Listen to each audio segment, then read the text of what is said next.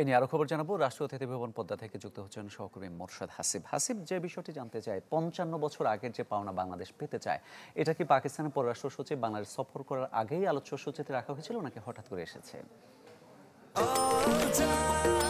নিশ্চিন্তে খান স্বাস্থ্যকর all time পান। All time healthy life. এটি আসলে শুরু থেকে রাখা হয়েছিল আলোচ্য সূচিতে। আপনি যেমনটি জানেন যে বাংলাদেশ যখন কোনো দেশের সাথে দ্বিপাক্ষিক বৈঠক করে, বিশেষ করে পররাষ্ট্র সচিব পর্যায়ে বৈঠক করে, সেটিকে ফরেন অফিস কনসালটেশন বলে। তো ফরেন অফিস কনসালটেশনের আগে বাংলাদেশের অভ্যন্তরীণ যে প্রস্তুতি, সেই প্রস্তুতিতে বাংলাদেশ ব্যাংক এসেছিল, বাণিজ্য অর্থ মন্ত্রণালয় এসেছিল, পরিকল্পনা কমিশন এসেছিল। এবং এই যে বৈঠকগুলি হয়, সবশেষে 2010 সালে ইসলামাবাদে বৈঠক হয়েছিল পররাষ্ট্র সচিব পর্যায়ে। সেখানে যে নথিপত্র আছে সেখানে কিন্তু তখনকার হিসাবে এই পাওনার টাকাটার কথা উল্লেখ ছিল যে এটা বাংলাদেশের প্রাপ্য, যেটা বাংলাদেশ পাকিস্তানের কাছে দাবি করেছে। যেহেতু 2010 সালের পরে 2025 সাল পর্যন্ত এর মাঝখানে কোনো বৈঠক হয়নি, ফলে এই আলোচনাটি সামনে আর আগায়নি।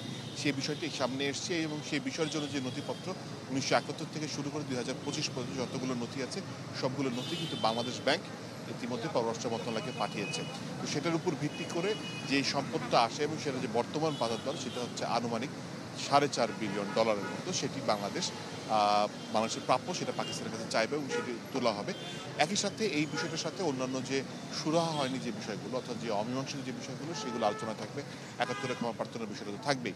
তেমনি পাকিস্তানের তরফ থেকে প্রতিরক্ষা খাতে বাংলাদেশের সাথে সম্পর্ক এগিয়ে যাওয়ার জন্য একটা উদ্যোগ থাকবে। তারা চায় বাংলাদেশের সাথে শুল্কটাকে কোনোভাবে পাশ কাটিয়ে যদি ব্যবসা বাণিজ্য বাড়ানো যায়, কারণ বাংলাদেশের যে তৈরি পোশাক শিল্প রয়েছে তার একটি বড় মার্কেট হতে পারে পাকিস্তান। সেই জায়গাটি পাশাপাশি আবার সেই পণ্যের কাঁচামালের জন্য তারা বাংলাদেশকে অ্যাপ্রোচ করেছে। পাশাপাশি তারা বাংলাদেশের সাথে নিয়মিত বিমান যোগাযোগ চলাচল চায়। সেক্ষেত্রে পাকিস্তান থেকে একটি প্রস্তাব আছে যে খুব দ্রুত ঢাকা করাচি ফ্লাইট চালু করার জন্য এই বিষয়টি আছে। এবং এর পাশাপাশি সার্বিক বিষয় থাকবে, যেহেতু 15 বছর পরে বৈঠকটি বসছে, ফলে অনেকগুলো বিষয় সামনে এসছে এবং শতগুলো বিষয় যতটুকু আলোচনা করা যায়। এবং এর পর্যায়ে সেক্টরাল আলোচনা হবে। আপনি জানেন যে ইতিমধ্যে বাংলাদেশ পাকিস্তানে জাহাজ চলাচল শুরু হয়েছে, ভিসাটা সহজ হয়ে গেছে। তো সব কিছু মিলিয়ে বৈঠকটা শুরু হয়েছে। 2 ঘন্টা 2.5 ঘন্টা লাগবে। তারপরে ব্রিফিং হলে আপনাদেরকে আমরা আরও জানাতে পারবো যে কোন বিষয় সুরাহা হলো কিংবা কোনটা রয়ে গেল, সম্পর্কের বাঁক বদলে কি সম্পর্ক এগোবে নাকি যেখানে ছিল সেখানে রয়ে যাবে। অনেক ধন্যবাদ আপনাকে। রাষ্ট্রীয় অতিথি ভবন পদ্মায় চলছে বাংলাদেশ এবং পাকিস্তানের পররাষ্ট্র সচিব পর্যায়ের বৈঠক। এ বিষয়ে বিস্তারিত জানাচ্ছিলেন সহকর্মী মোরশেদ হাসিব।